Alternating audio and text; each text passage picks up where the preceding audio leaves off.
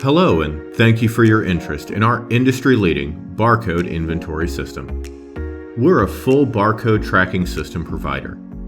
In this video, we will introduce our latest enhancement, the inventory issue and inventory dispose feature.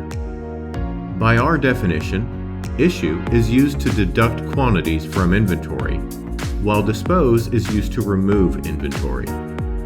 With this feature, users will be able to import an Excel file containing all the inventory counts that need to be issued or disposed of. This enhancement is designed to help users significantly cut down the time it takes to conduct inventory issue and inventory dispose transactions. Users can follow these simple steps to significantly reduce the time needed to perform inventory issue and inventory dispose transactions. 1. Select Excel Import under the Admin section. 2. Open the desired Excel file and map the data. 3. Name the map. 4. Validate and process the import. Note that inventory ID number, issue quantity, and location code are required fields. Also, issuee is a required field when performing an inventory issue, while dispose to is required when performing an inventory dispose.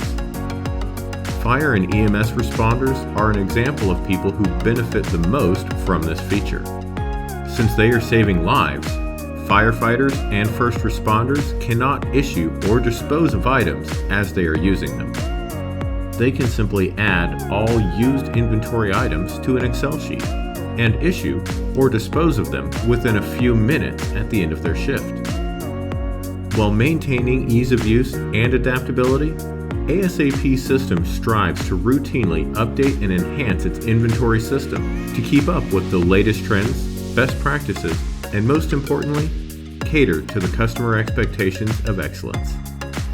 Stay tuned for more videos detailing the cutting-edge inventory and asset tracking technologies and benefits offered by ASAP Systems.